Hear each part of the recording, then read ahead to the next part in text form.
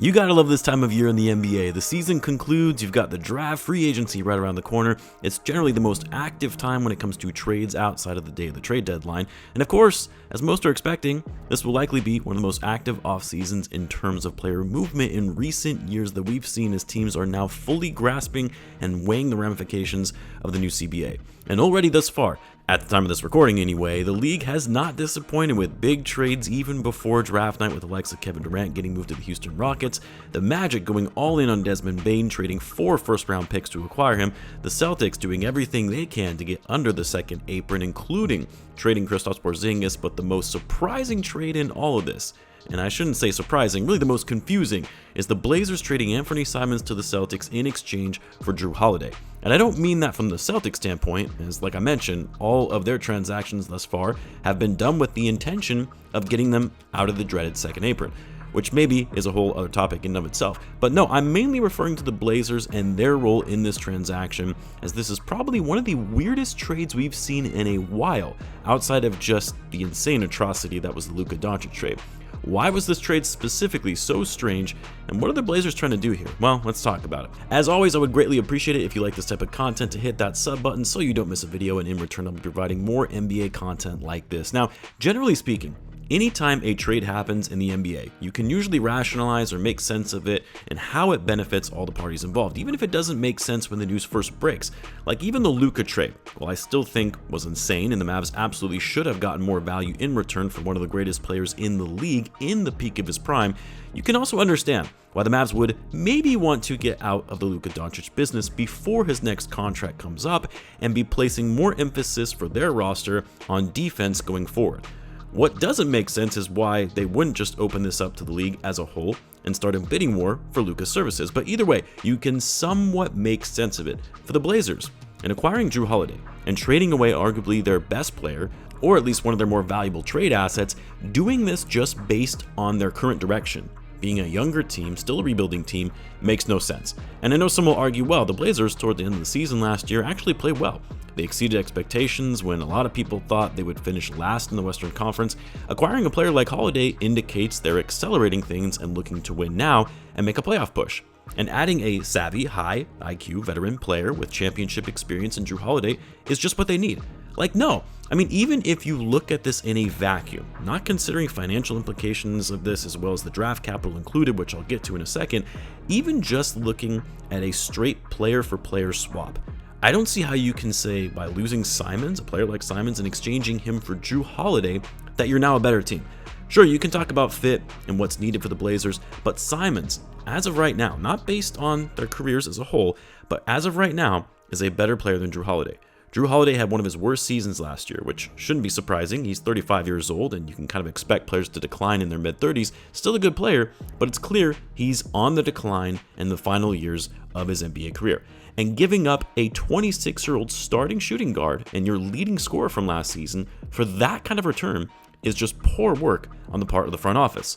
Like when you see Desmond Bane go for 4 first-round picks, and you're not able to muster one measly protected first-round pick for Anfernee Simons, is just bizarre to me, especially when you consider the fact that Holiday, based on his production, is on a negative value contract with 3 more years left on his deal, where he's going to be making $32 million, $34 million, and $37 million respectively over the remainder of that contract. A contract that won't expire until he's 38 years old. Like, say what you will about Jrue Holiday, but at his age and at that kind of money, that's right up there in one of the worst contracts in the league right now. A contract like that alone, especially when you know the Celtics were desperate to shed salary from their payroll. Getting off a contract like that alone should warrant a first-round pick being attached to it. But for the Blazers, not only did they not get any picks in the deal, even second-round picks, they gave up 2 second-rounders to get this deal done. So the way I'm looking at this, if I take a step back and look at this trade from a bird's eye view, the Blazers traded away arguably their best player in his prime for a 35-year-old veteran guard who is on one of the worst contracts in the NBA for a team that isn't going to be competing for a title. Like, it would be one thing if you make a move like this for a veteran player, even if their contract isn't that favorable, if you believe a player like that is the last piece to get you over the hump to win a championship. That's not where the Blazers are at right now, not even close. They weren't winning a championship this upcoming season with or without Jrue Holiday. So with this trade, the Blazers got older, a little bit more expensive, and I would argue they got worse with the roster change overall. Now, sure, it's possible the Blazers aren't done, and yes, they could look to flip Holiday just like they did when Holiday was included in the original Damian Lillard trade that sent him to the Bucks before the Blazers facilitated a trade to get him to Boston, but early reports are indicating the Blazers are looking to keep Holiday around to be a veteran leader and mentor to these younger guys, more specifically to Scoot Henderson, who they've been hoping will one day be their franchise player.